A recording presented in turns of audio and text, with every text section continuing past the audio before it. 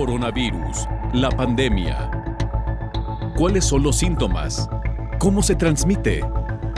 ¿Qué puedo hacer para protegerme y prevenir la propagación de la enfermedad? Nuevo padecimiento que ha encendido las alarmas de los sistemas de salud. Coronavirus, la pandemia. ¿Cómo le va? Bienvenido a un programa más de Coronavirus, la pandemia. Le recordamos que este programa es una producción de la Universidad de Guadalajara que se transmite desde el foro de Canal 44, la señal de todos, y que llega a México y a América Latina gracias a la señal de las televisoras públicas que se suman a esta emisión. Saludamos con gusto también a nuestra audiencia en Radio Universidad de Guadalajara y les invitamos para que nos acompañen a lo largo de la siguiente hora. Recordarles las formas de hacer contacto en Twitter y Facebook, @Canal 44 TV, o en WhatsApp al 33 22 42 06 90. Hoy hablaremos de la advertencia de la Organización Mundial de la Salud sobre el incremento de mortalidad en Europa por casos de COVID-19. Mientras algunos países están considerando ya la reapertura casi total de sus actividades, otros países que ya habían concluido prácticamente la desescalada tendrán que regresar de nueva cuenta al confinamiento. Les estaremos contando cuál es la situación, particularmente en Europa. La Organización Panamericana de la Salud alerta sobre mortalidad de mujeres embarazadas por COVID-19 en Panamá, México y Brasil. Tendremos reportes desde Bélgica, Venezuela y Costa Rica, parte de lo que le estaremos presentando hoy a lo largo de la siguiente hora. Vamos con nuestra pieza introductoria. Como todos los días, nuestra compañera Isaura López Villalobos nos pone en contexto del tema que hoy nos ocupa. Mientras que las familias viven la agonía por COVID-19, las predicciones sanitarias son inciertas y la pandemia continúa su rumbo sin control.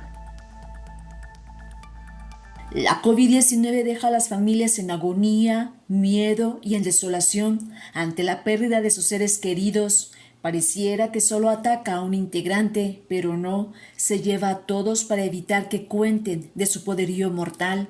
Al día, la Organización Mundial de la Salud da cuenta de casi 300,000 casos positivos, números fríos que quizás dimensionan una gran parte de la emergencia sanitaria internacional que aterroriza a quienes comienzan a tener los síntomas.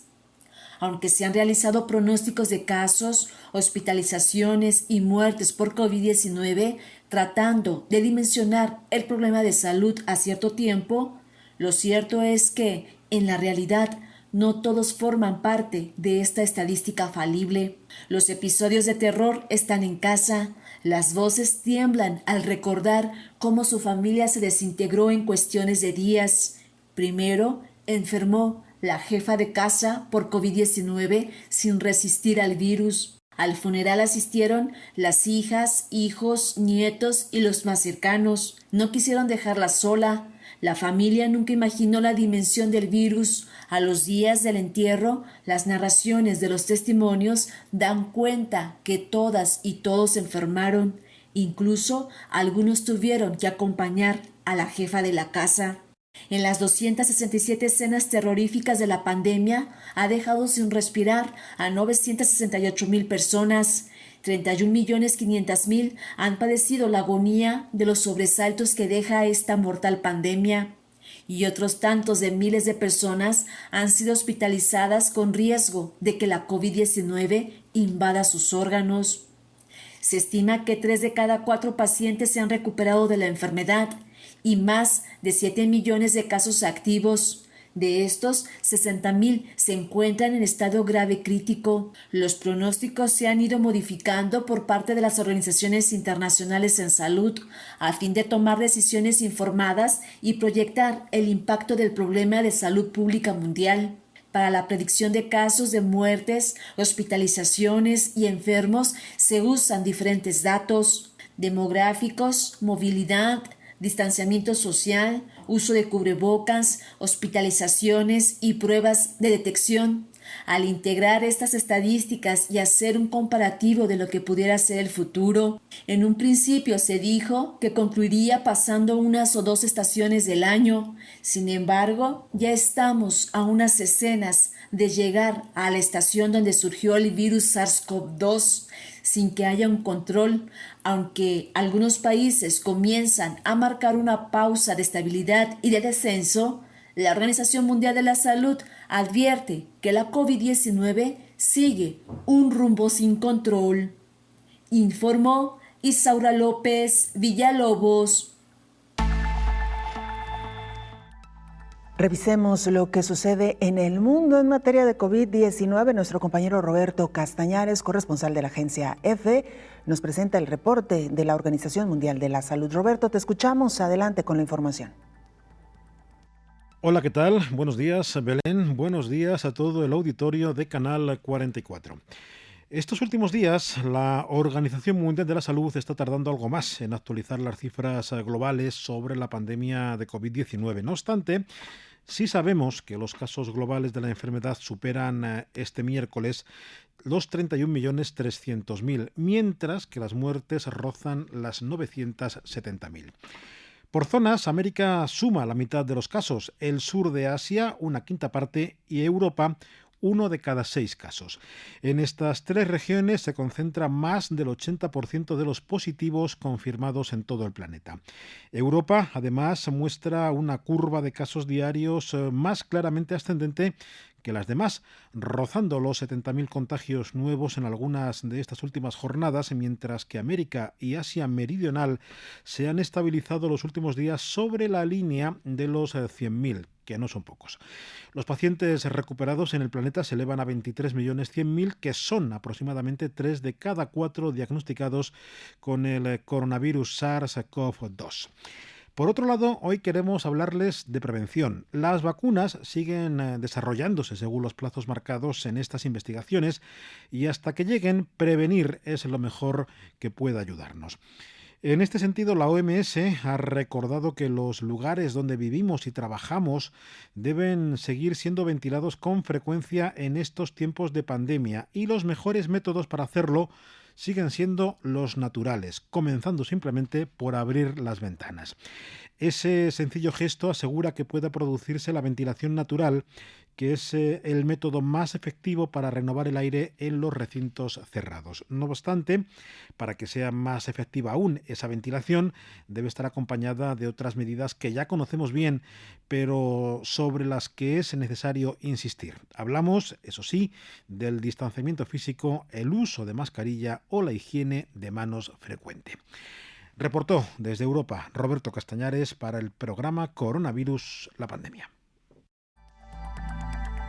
Totalmente de acuerdo contigo, Roberto. Es importante insistir y no dejar de insistir sobre las medidas de prevención que tenemos que tener en medio de esta pandemia de COVID-19. Como ya lo explicaba el propio Roberto Castañares, la epidemia sigue su curso y hasta ahora, y mientras no se tenga una vacuna, la única posibilidad que tenemos los humanos de protegernos ante este nuevo coronavirus llamado SARS-CoV-2 es precisamente el autocuidado. El lavado de manos es fundamental en estos momentos de pandemia, por supuesto el uso de cubrebocas, la sana distancia, evitar los lugares concurridos y más si se trata de lugares cerrados. No podemos quedarnos en cuarentena indeterminada, en cuarentena permanente, pero sí que podemos realizar las actividades indispensables mediante o con estas medidas de seguridad que hoy y siempre estaremos recordando porque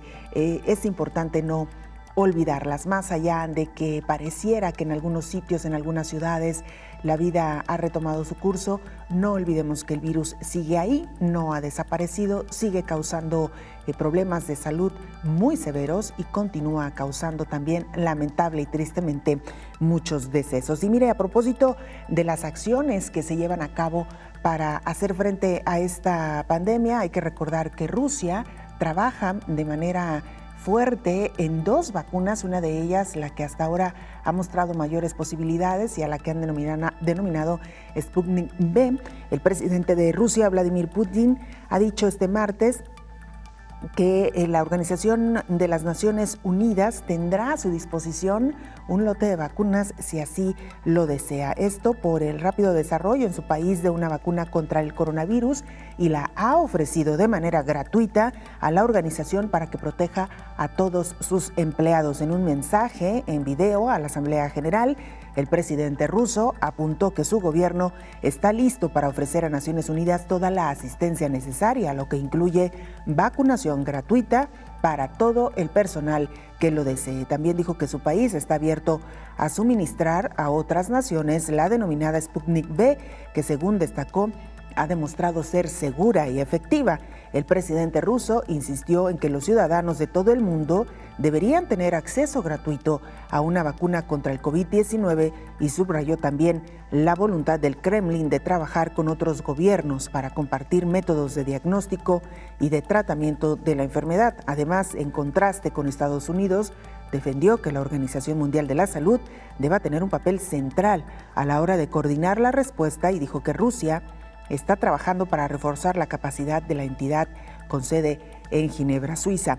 Por otra parte, el presidente ruso advirtió que los efectos económicos a largo plazo que va a tener la actual crisis, y defendió la necesidad de que toda la comunidad internacional trabaje para impulsar el crecimiento. En este contexto, subrayó la importancia de eliminar barreras, restricciones y sobre todo sanciones ilegítimas en el comercio internacional.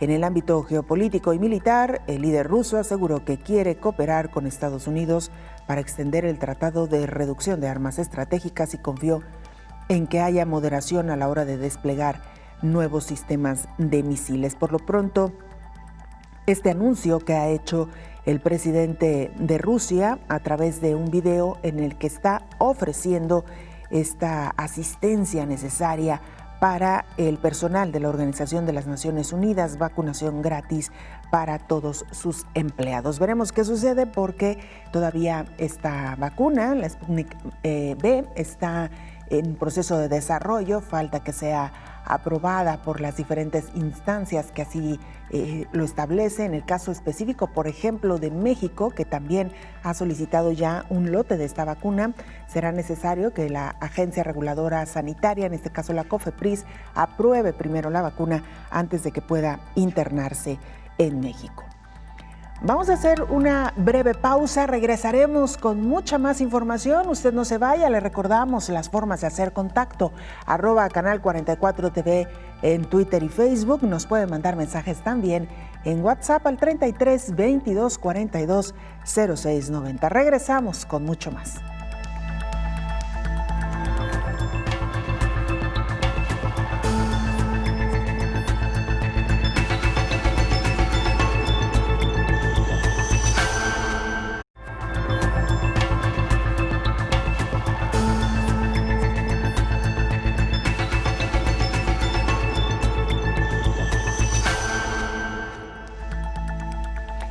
¿Qué sucede entre la proyección y la realidad en las cifras en torno a la pandemia de COVID-19?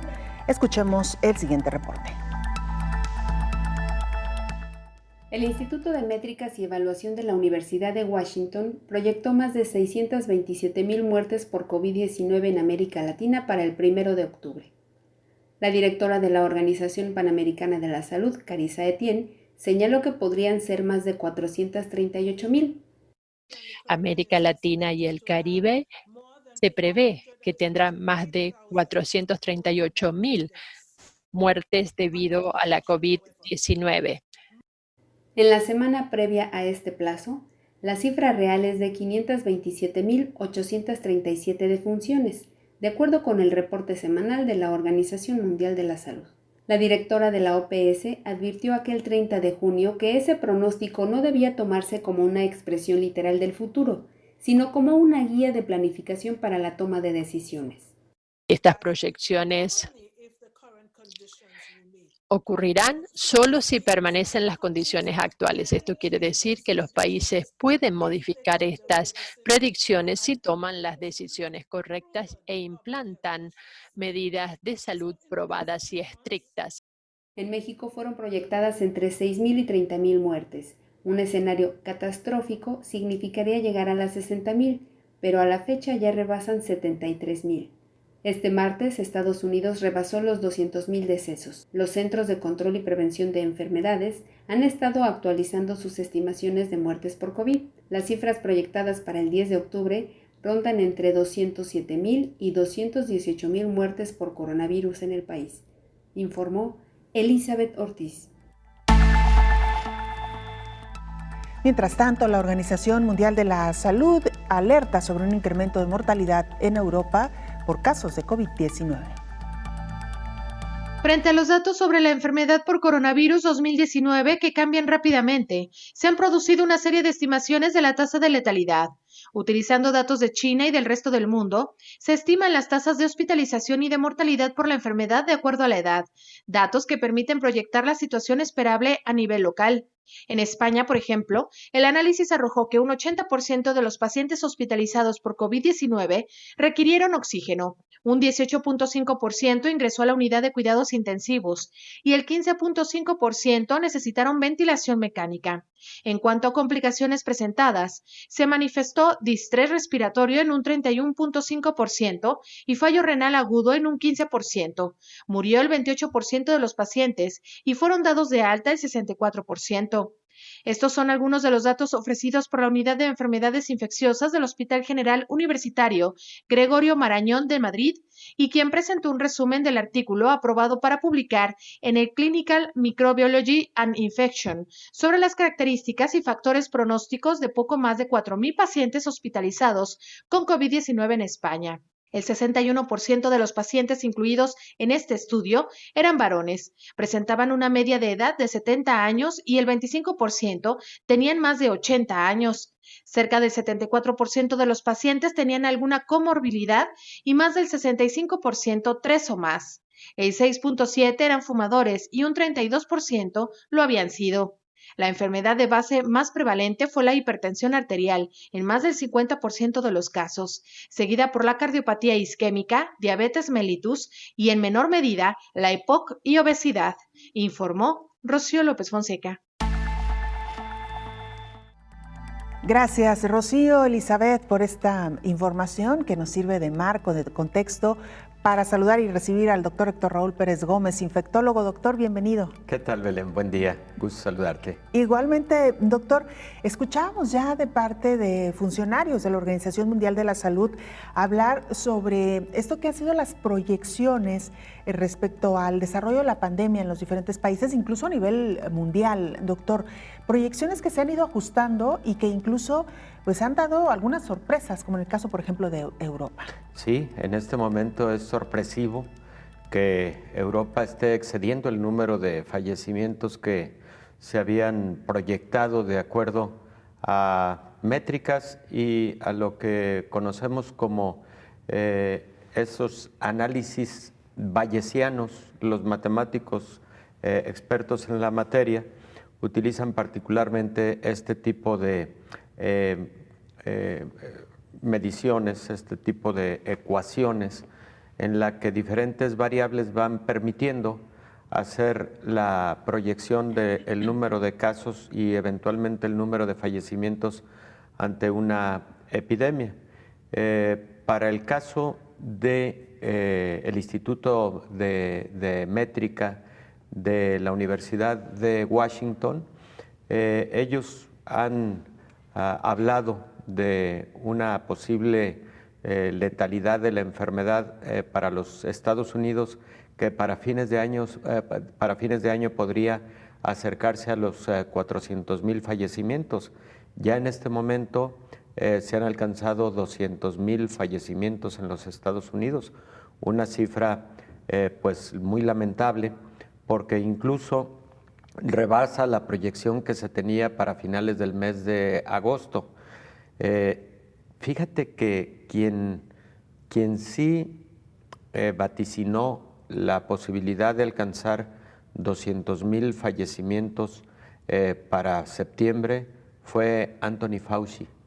Y luego tuvo múltiples críticas en los Estados Unidos porque pues, se creía que no podría ser así, que los Estados Unidos estaban preparados para que no llegara una letalidad de ese tamaño Y bueno, pues lamentablemente ahí está como el primer país en el mundo en cuanto al número de fallecimientos. Entonces, son estas proyecciones matemáticas que, utilizando diversas variables, pueden ir generando predicciones sobre la dinámica de la pandemia. Lo habíamos comentado en esta mesa hace un par de semanas. Estas proyecciones, sin embargo, tienen limitantes. Y también aquí mismo habíamos señalado que las diversas publicaciones al respecto de las proyecciones matemáticas en la pandemia deben hacerse a cortos tiempos.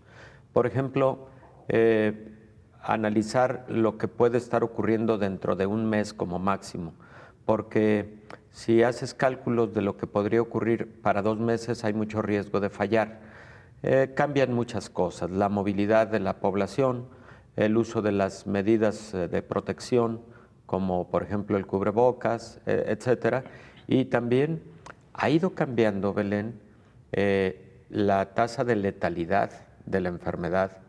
Primero la tuvimos en 3% a inicios de la pandemia, creció progresivamente hasta 7%, y de nueva cuenta está cercana al 3.5%. Digo, eso es una muy buena noticia. ¿Por qué ha ocurrido esto? Es posible que hayamos aprendido mucho sobre el manejo de los pacientes críticos con COVID. Esto ha impactado a la letalidad, pero también es posible que existan de alguna manera medidas para la detección más temprana de la enfermedad y por lo tanto para intervenir terapéuticamente de forma más temprana. Ha mejorado la letalidad. Doctor, ¿cabe la posibilidad de que los gobiernos han sido los responsables de estar al frente del combate de la pandemia y demostrar estas proyecciones se hayan quedado en cifras conservadoras al inicio o por cuestiones de alguna falla en el cálculo o incluso, doctor, por cuestiones de no alarmar a la población, como lo reconoció hace algunos días el propio presidente de Estados Unidos, Donald Trump? Es posible. Ocurren muy diversos asuntos en cómo se gestiona la pandemia, pero también cómo se comunica a la población y de igual manera en cuanto a el número real de casos que van ocurriendo y que frecuentemente no son los que reflejan las cifras oficiales. No siempre es manipulación de cifras. Frecuentemente es el hecho de que por las características propias de la enfermedad, por ejemplo, el número de pacientes asintomáticos que pueden estar cursando con COVID-19 o con infección asintomática por SARS-CoV-2, que sería la forma correcta de decirlo, pues no estén siendo detectados, o que pacientes con muy poca sintomatología simplemente no acuden a realizarse una prueba porque consideran que tienen una enfermedad leve de otra naturaleza, un resfriado común con cefalea, una faringitis con un poco de fiebre, que realmente puede ser COVID-19, pero que por los muy pocos síntomas no acuden a realizar un examen de laboratorio para confirmar o descartar la enfermedad. Pero también en otros países, como el caso de México y algunos en América Latina, que han adoptado los sistemas de monitoreo de la enfermedad a través del método Centinela, que solamente realiza pruebas al 10% de la población que tiene pocos síntomas y al 100% de quienes tienen síntomas graves. Entonces, en esas circunstancias, en un país como México, posiblemente no estamos ante las cifras reales y la cifra real sea multiplicar lo que hasta ahora se ha reportado, poco más de 700,000 casos por un factoraje de 8, lo cual nos daría aproximadamente 5,5 millones de personas realmente las infectadas, ¿no? Entonces, frecuentemente es por las formas de medición, de monitoreo, frecuentemente por la propia historia natural de la enfermedad. Y bueno, tampoco dudo que en algunos países, pues sí, se modifiquen las cifras en afanes o de no alarmar a la población o en afanes pues de no evidenciar una mala gestión de la pandemia, que eso pues tiene impacto político con la población, ¿verdad? Claro, ahora estaremos hablando de los casos de infección o contagio, doctor, porque lo hemos comentado también en otras ocasiones. En el caso de las defunciones es, digamos, un poco más complicado no presentar las cifras reales, ¿no? Efectivamente, las defunciones se acercan más a la realidad, porque pues en un certificado de defunción habitualmente está el diagnóstico final, salvo aquellas circunstancias en donde un paciente que hubiera fallecido por una neumonía grave, atípica, que es,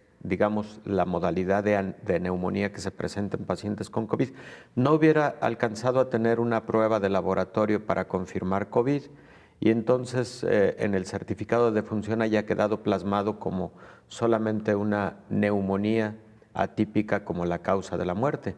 Pero te puedo asegurar que en estos momentos o a lo largo de estos 9 meses que han transcurrido de COVID-19, el 80% de aquellos certificados en donde aparece como diagnóstico neumonía atípica, seguramente fueron casos de COVID. Así es, doctor. Vamos a hacer una pausa, si le parece. Con todo gusto. Regresamos con mucho más del tema. Le recordamos las formas de hacer contacto, @canal 44 TV en Twitter y Facebook, o nos puede mandar mensajes en WhatsApp al 33 22 42 06 90. Regresamos.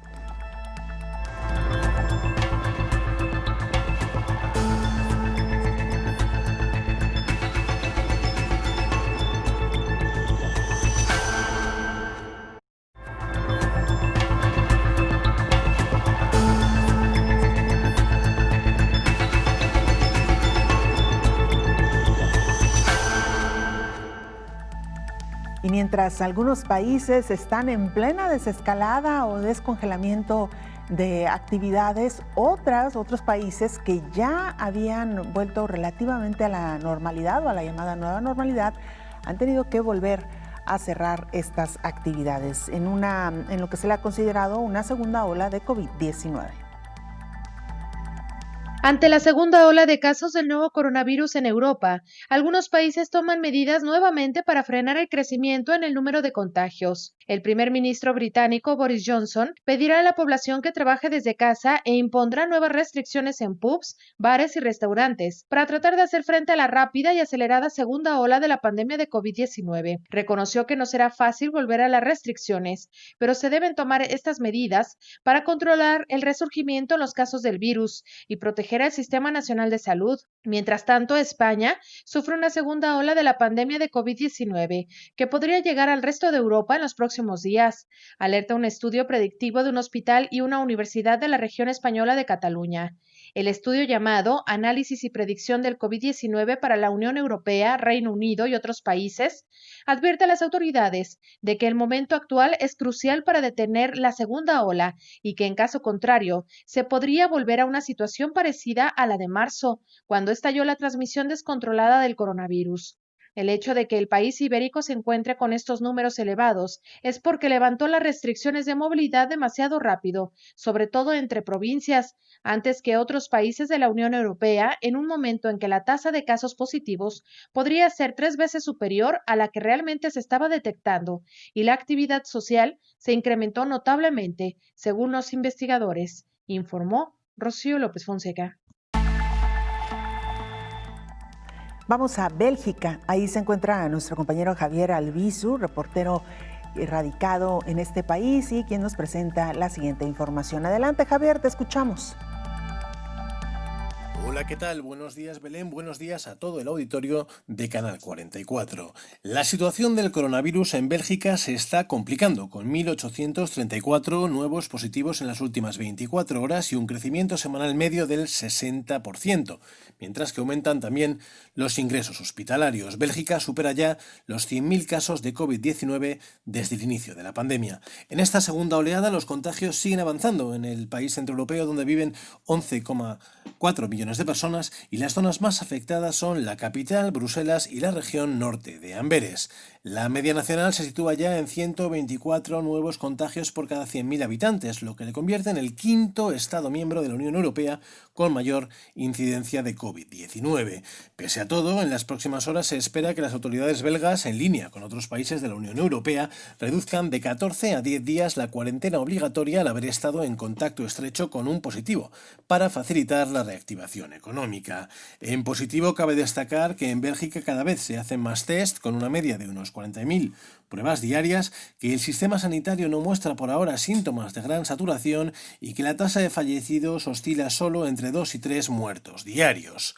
Reportó desde Bélgica Javier Albisu para el programa Coronavirus, la pandemia. Muchas gracias, Javier. Frente a los datos sobre el reporte, gracias por presentarnos la información desde Bélgica. Doctor, lo comentábamos cuando escuchábamos a Javier Albisu, corresponsal de la agencia EFE en Bélgica. Más de 1,000 casos para un país como Bélgica son muchos, doctor. Son muchos. No sé cuál es la población de Bélgica, pero deben ser no más de 30 millones de personas y 1.800 casos en un solo día. Sería de las incidencias más altas para Europa y posiblemente para muchos países del mundo.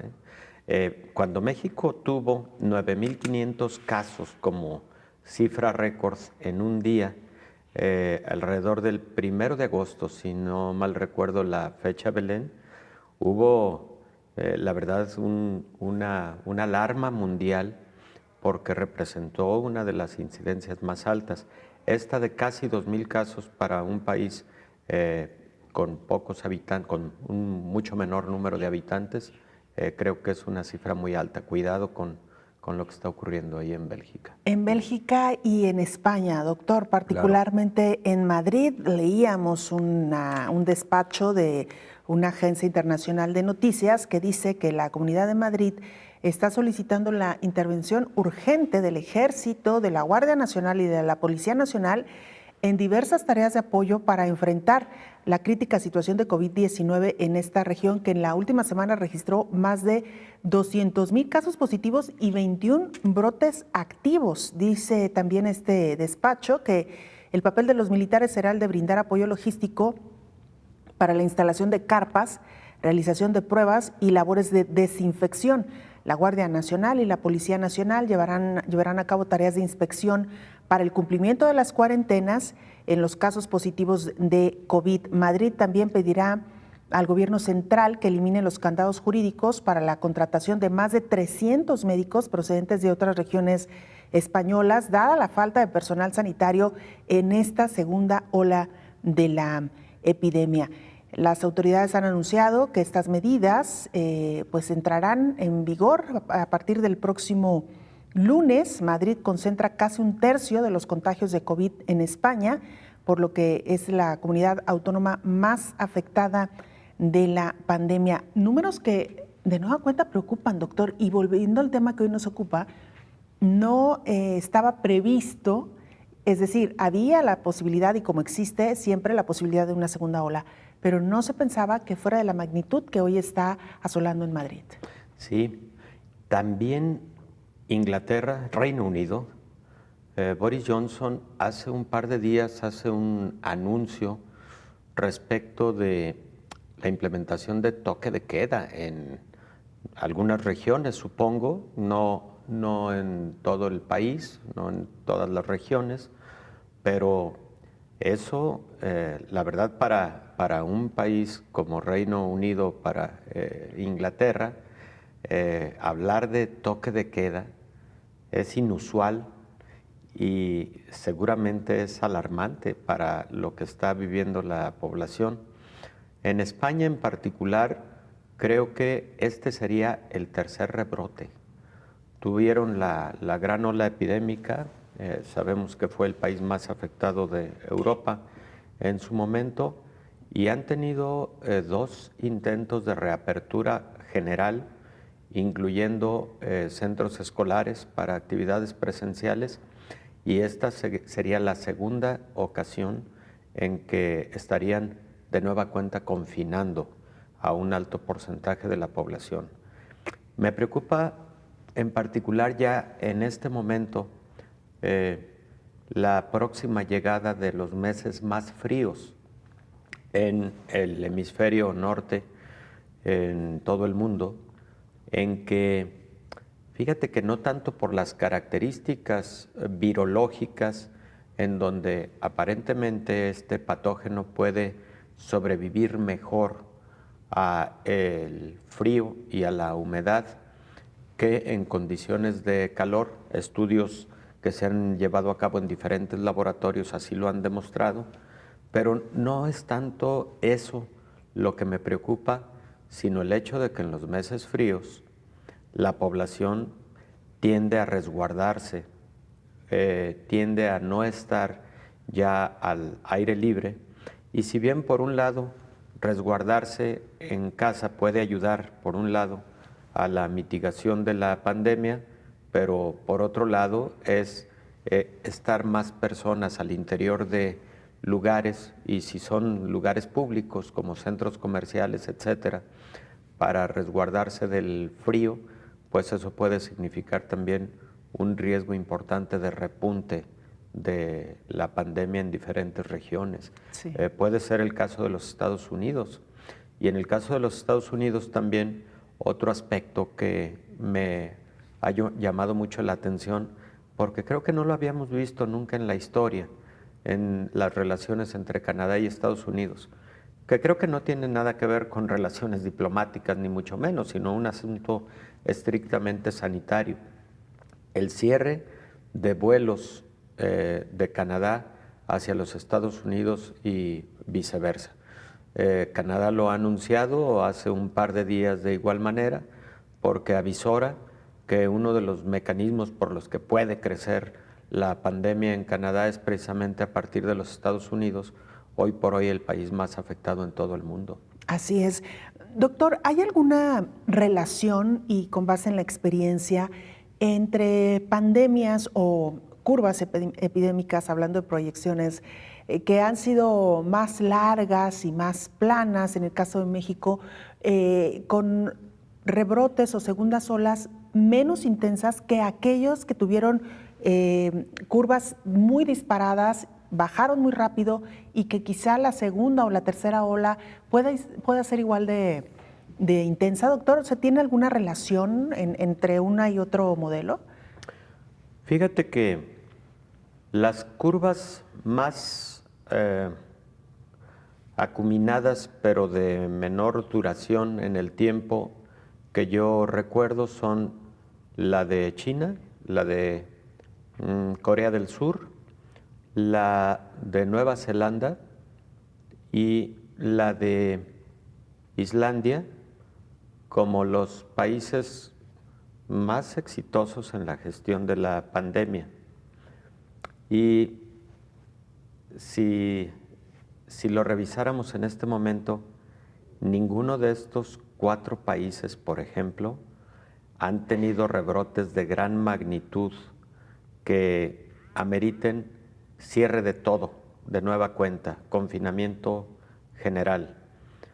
En cambio, países que sí tuvieron curvas pandémicas muy largas, como el caso de Inglaterra, Francia, Italia y España, sí están teniendo rebrotes y de gran magnitud. Necesitaría hacerse un análisis estadístico, matemático, de proyecciones, para poder identificar esto que tú comentas, Belén, de si las curvas más cortas en el tiempo representan menos riesgo de rebrote versus las curvas más largas, como la que está teniendo México, en que ya se han cumplido 200 días prácticamente de pandemia.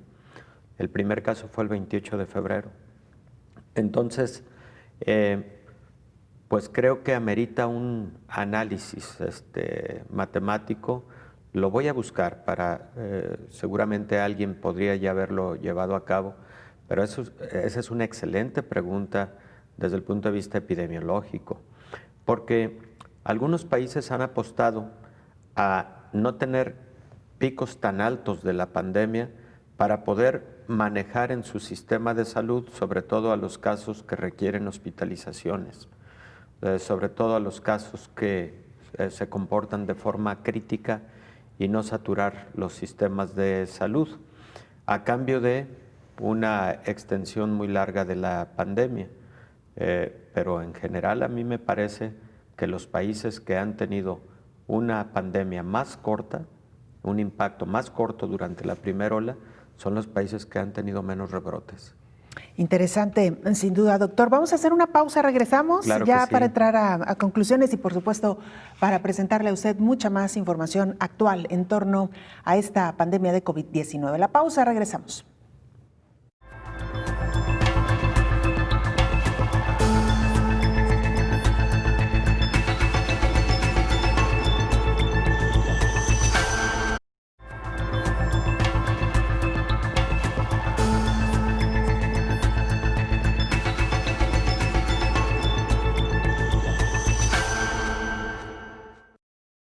La Organización Panamericana de la Salud alerta sobre un incremento en la mortalidad de mujeres embarazadas con COVID-19 en países como Panamá, México y Brasil. Más de 60,000 mujeres embarazadas en las Américas se han contagiado de COVID-19, informó la Organización Panamericana de la Salud.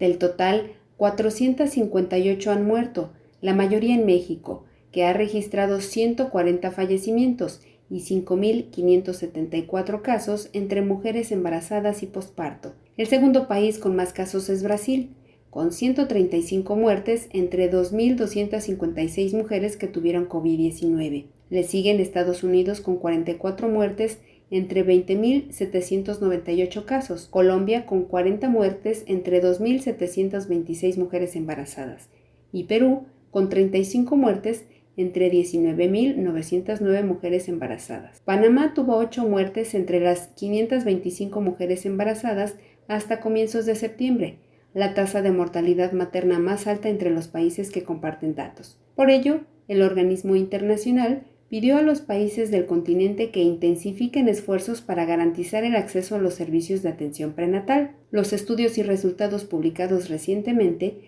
han indicado un mayor riesgo entre las mujeres embarazadas de presentar formas graves de COVID-19 y, por lo tanto, de ser hospitalizadas e ingresadas en unidades de cuidados intensivos. Por otra parte, el informe del organismo internacional también señala que 16 países de la región han notificado síndrome inflamatorio multisistémico en niños y adolescentes con 1,503 casos relacionados con COVID-19, incluyendo 43 muertes, informó Elizabeth Ortiz.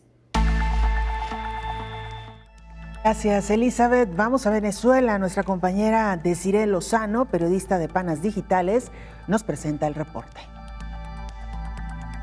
Buenos días, Belén. Un saludo para ti y para toda la audiencia del Canal 44. Este es mi reporte desde Caracas, Venezuela. En víspera del inicio de clases en el país, previsto para esta semana en los diferentes niveles educativos, el presidente de la República, Nicolás Maduro, anunció que no se reanudarán las clases presenciales debido a la pandemia de COVID-19 y que quedarán suspendidas por lo que resta del año. Dijo que el regreso presencial a clases no es favorable para el control de la pandemia, por eso no habrá regreso presencial, e indicó que ya se verá si en enero existen condiciones para volver a las aulas. Maduro señaló que la medida se tomó tras ver el inicio de clases en el mundo que produjo un aumento de contagios. Aseguró que las clases en el país se realizarán vía online, por teleclases, una modalidad que viene funcionando desde mediados de marzo, cuando se impuso el confinamiento para evitar la propagación del coronavirus. Nicolás Maduro ordenó también retomar el confinamiento reforzado por una semana en todo el país como parte del esquema 7+7, vigente desde junio, que alterna 7 días de cuarentena radical con 7 días de flexibilización. Venezuela acumula 59.630 casos confirmados y 477 fallecidos. Reportó para ustedes desde Caracas, Venezuela, Desiree Lozano. De Venezuela vamos a Centroamérica, particularmente a Costa Rica. Ahí está nuestro compañero José David Pérez, periodista, quien nos presenta también su informe. Buenos días, amigos de Canal 44. Les saludamos desde el estudio de 13 Costa Rica Televisión en San José. Contarles que la COVID-19 fue la primera causa de muerte en los hospitales públicos, es decir, de la Caja Costarricense del Seguro Social. Así lo contabiliza en sus datos el área de estadísticas de la salud de dicha entidad. Según esa unidad, los fallecimientos por COVID-19 en estos centros médicos aumentó un 140% entre julio a agosto. Y en comparación con junio, el aumento es de 5.000%. Según la institución, la mortalidad por la COVID-19 ha ocurrido cuando se ha dado una evolución desfavorable para la enfermedad, fundamentalmente en pacientes con otros problemas de fondo, generando complicaciones y desencadenando la muerte. Para este 22 de septiembre, el país acumula 66.689 casos confirmados desde que reportó el primer positivo el pasado 6 de marzo. Solo este martes se registraron 1.087 casos nuevos de coronavirus. 260 personas estaban en una unidad de cuidados intensivos y se reportaron 15 fallecimientos en 24 horas. En total, en Costa Rica se han registrado en poco más de 6 meses de pandemia 760 decesos relacionados con la COVID-19. Días atrás, el Ministerio de Salud había anunciado que mediante un decreto ejecutivo se pondrían los espacios o camas de cuidados intensivos de los hospitales privados cuando la Caja de Seguro Social así lo considerara. Los casos en Costa Rica han venido en aumento desde el mes de agosto, paralelo a una apertura de actividades económicas tras la decisión del gobierno que ha trasladado la mayor responsabilidad para evitar los contagios a los ciudadanos fuera de casa. Los costarricenses debemos portar la mascarilla obligatoriamente para ingresar a cualquier recinto o edificio. Las autoridades correspondientes también han venido ampliando la lista de países desde donde se permite el ingreso de ciudadanos a suelo costarricense por medio de los vuelos comerciales. Y el curso electivo en escuelas y colegios públicos, como se ha informado, no retomará las clases presenciales por lo que resta del año. Este fue un reporte de José David Pérez con la colaboración de la periodista Julieta Cambronero. Vuelvo con ustedes al estudio. Gracias, José David, por esta información muy completa y también muy oportuna, doctor. 2 países, Venezuela, Costa Rica, que están anunciando que no regresarán a clases presenciales, por lo menos en lo que resta del año, contrario a lo que está sucediendo en otros países, por ejemplo México, donde algunos estados ya están hablando de la posibilidad de regresar antes de que finalice el año. Sí, creo que hace un par de días se anuncia la posibilidad de que Chiapas y Campeche vayan a semáforo verde a partir de la próxima semana, y eso les dé oportunidad de considerar a partir del inicio de octubre clases presenciales. Pues hombre, ojalá y así ocurra, pero que se esté tomando una decisión sustentada muy bien desde el punto de vista sanitario, desde el punto de vista epidemiológico. Ahora, si lo que está ocurriendo en Chiapas y Campeche, que así parece, de una disminución importante en el número de contagios comunitarios, pues creo que lo que sigue nada más es buenos protocolos en los centros escolares. Si tienen buenos protocolos, si tienen buena vigilancia epidemiológica, si tienen mucha información para los padres de familia, para los pequeños, en relación a cómo seguirse protegiendo. Y otro aspecto, Belén, si además se realizan monitoreos laboratoriales, por lo menos aleatorios, en los centros escolares, y no aleatorios, sino generalizados a los docentes, esas medidas pueden ayudar mucho a que el paso se dé en condiciones de mayor seguridad. Claro, importantísimo tener en cuenta estas observaciones, doctor. Regresando al tema que hoy nos ocupa y un poco manera de conclusión, doctor, decíamos ya que estas proyecciones en términos generales han fallado en la mayoría de los países. Sin embargo, también han mantenido la atención durante mucho tiempo, durante toda la pandemia, de la población. Y sin embargo, doctor, pareciera que poco a poco la humanidad se ha venido acostumbrando, ¿no?, a estas cifras, y me parece que cada vez hay menos atención sobre las mismas, doctor. Bueno, es que las cifras y las proyecciones deben ser utilizadas en primera instancia para la toma de decisiones adecuada de parte de las autoridades sanitarias, de parte de los gobiernos y evidentemente con el acompañamiento fundamental de la población. Frecuentemente estas proyecciones luego empiezan a utilizarse con otros propósitos y hay que decirlo, a veces hasta con propósitos políticos. Ahí es en donde pierden su esencia y su objetivo principal.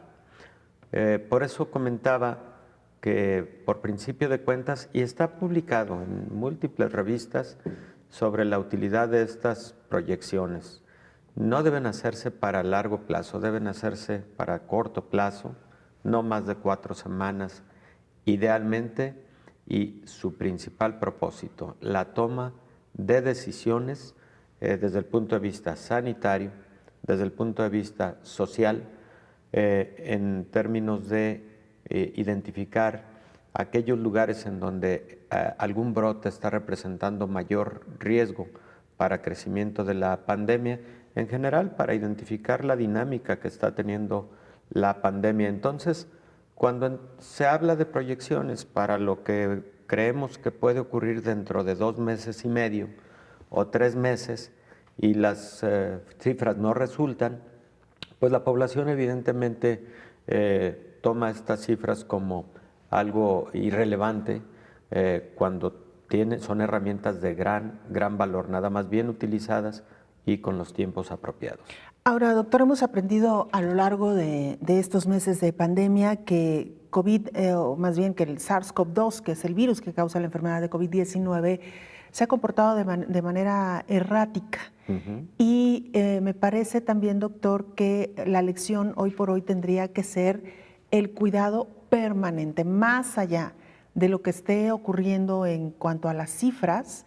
Me parece que lo que debemos de estar es muy conscientes y presentes en el hoy y bajo esa circunstancia cuidarnos, doctor. Mientras exista en circulación este virus, las medidas tienen que seguir siendo iguales, no importa si es 1 millón o 1 o 2 o 3 casos los que existan. El autocuidado debe ser hoy por hoy la principal herramienta, doctor. Qué buen comentario, Belén, porque además yo tengo una preocupación adicional. El hubiera no existe. Cuando me hacías la pregunta respecto de el rebrote en países que han tenido pandemia muy larga o curva pandémica muy larga versus aquellos de curvas muy acortadas, me regresó a la mente el hecho de que los virus RNA, los que contienen ácido ribonucleico como su componente fundamental nuclear, estos virus tienden a multiplicarse, a replicar más rápidamente que los virus DNA. Y por ese motivo principalmente son virus que pueden mutar de forma más rápida y más fácil. Las mutaciones se pueden reflejar o pueden finalmente dar como resultado mayor virulencia, también menor virulencia, pero también pueden en su momento tener desarrollo de resistencia a los antivirales que puedan estar en estudio en estos momentos o algún comportamiento diferente con respecto a las vacunas. Finalmente, el comentario es que mi opinión es que la duración prolongada de una curva pandémica puede propiciar esas mutaciones, porque mientras el virus circule durante más tiempo en la población, replica más, y digamos cada ciclo replicativo del virus puede representar un riesgo para que su maquinaria molecular se equivoque y entonces produzca ciertas mutaciones que pueden tener un comportamiento, como bien tú lo dices, errático, desde el punto de vista clínico, pero también desde el punto de vista inmunológico, desde el punto de vista de la respuesta a vacunas y desde el punto de vista de la respuesta en su momento antivirales que están en este momento en estudio. Interesante. Doctor, llegamos al final del programa. Gracias como siempre por habernos acompañado. Belén. Con todo gusto. Un gran tema el que hoy le hemos presentado a usted. Nos despedimos, le invitamos para que nos sintonice en la siguiente emisión de Coronavirus, la pandemia. Hasta entonces. Coronavirus, la pandemia.